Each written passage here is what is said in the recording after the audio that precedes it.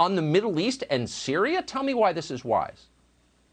Well, let me give you some perspective. First of all, President Trump did an airstrike in Syria in April 2017. He did another one in April 2018 and another in December 2019. And for all three, they were justified and proportional. I spoke about them, I wrote about them, I supported them. To your credit, you were against all of them. So we've both been consistent. But we have a divide here. It's really not about Syria policy and the details of Syria and what's happening in Syria and Iraq. It's really about what should America's role in the world be.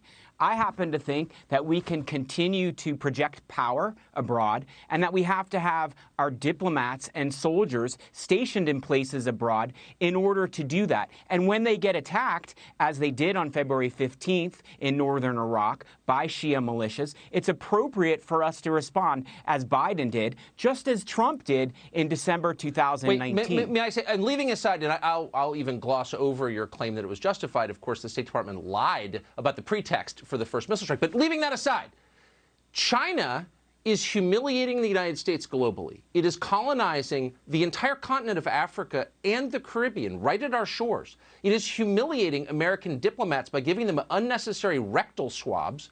It is a threat to the entire globe, and we do nothing. When a Syrian militia lobs rockets into Iraq, we pounce. This is a question of focus. You can't fix every problem. Why aren't we focusing on the real problem? Why are we wasting time in the Middle East? Well, I happen to think we can walk and chew gum at the same time. So we can deal with the Middle East, and we can also deal with China. And I do agree with you that China is really our biggest rival, especially going forward. But right now, China isn't supporting groups that are directly firing rockets at our personnel. So we have to respond to that in Syria to protect our personnel. We also should be doing things to prepare for a potential battle for China in the future, in the places like you mentioned, in Africa, where it truly wants to expand and where it wants to put its vision of government, a kleptocracy, in place. And we have to fight them not just with our economy, not just with our U.S. aid, and not just with foreign investment, but also with an ideology of democracy and freedom, which is a countering ideology to the one that China wants to put in place across the world. We're supine, we're servile, our generals retire and serve China, our largest corporations profit from China, our political class refuses to criticize China. So nothing you're saying has actually happened or going to happen, as we both know. But let me just back up to the Middle East, because it's the region in question tonight. Why do we have troops in Iraq? We haven't improved Iraq. We haven't improved the United States by keeping there. Why do we think this will be different from every other Middle Eastern country we've been engaged in? All of which wind up worse. We wind up poor. Americans wind up dead. Why do we keep doing this? Well, first of all, we have far less troops in Iraq than we have at most other times in the last 18 years.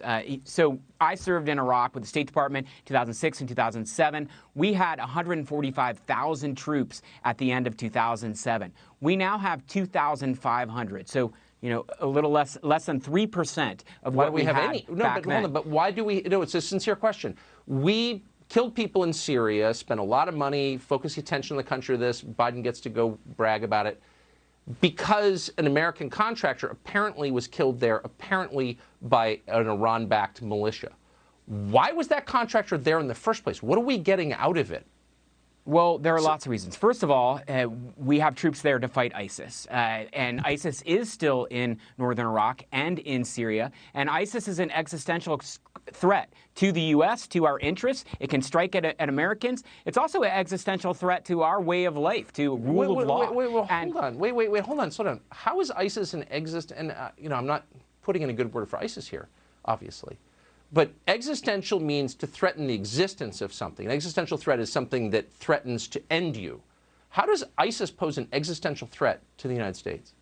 Because ISIS in 2014 and 2015 set up an Islamic caliphate that had as its stated goal to take over the Middle East and Europe. They had plans at one time to try and attack Italy. They killed many Americans, as you know. I'm sorry. They took thousands of people hostage. I'm not flacking for ISIS. I'm just saying, when you say they pose, I mean, let's use words carefully, because we're talking about human lives and American policy here.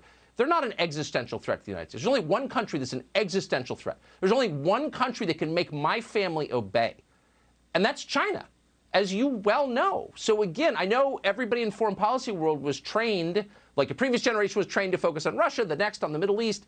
Why can't we wake up and face the actual threats right in our face rather than refighting wars that we've lost?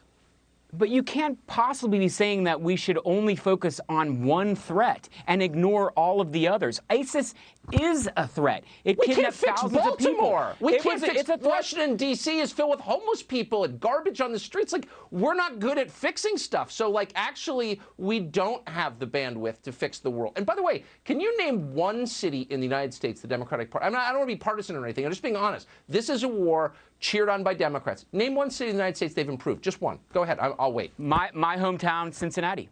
It's run by Democrats. Huh. That's a pretty nice town, I got to say. Okay, I'll give you Cincinnati.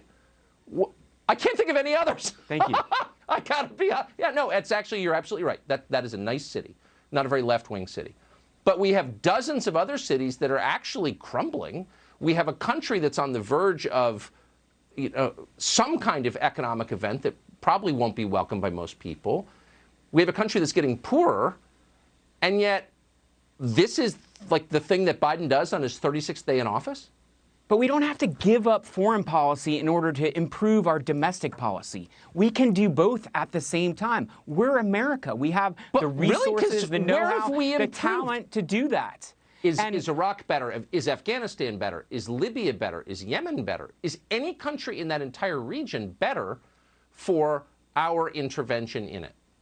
Well, the problems in these countries, pre-existed American intervention. And American intervention didn't always improve or make things better. Also, the interventions by colonial powers, the UK, France, also didn't always make it better. Then why are we doing it? But some of these problems would have existed without us being there. Okay, but what we should all be moving toward is improving all of the world, including the Middle East. But the Middle East does affect us. It affects our economic security, it affects our energy policy, and it affects, most importantly, our security. As you know, Al-Qaeda came out of Afghanistan. ISIS came out of Syria and Iraq. Right. I can only take one overstatement at a time, so I'll end with this one.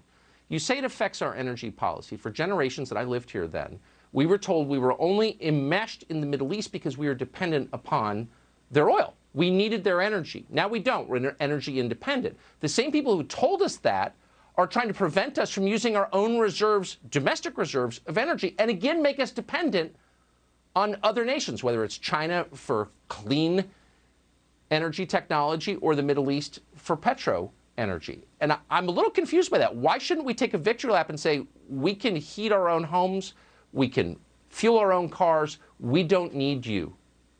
It is great that we are energy independent, and that is something that is going to improve our security, and it's something that the Middle East has taken notice of. They realize that we're not going to depend on their oil forever. The rest of the world is not going to depend on their oil forever. We don't need to depend on it now. But their oil still does impact the economic markets, and it is still important. The flow of that oil is still important, and if economic markets that depend on it in Europe, in Africa, in Asia lost it or went up so much that it increased prices and made it harder for them to buy American products, it would impact our economy as well. So the whole economy is interdependent, and Middle East oil is part of that.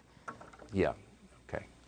I'm not convinced that anyone is thinking about the best interests of our country, and that's frustrating. But I appreciate your coming on. David Tafuri, thank you. Thank you, Tucker.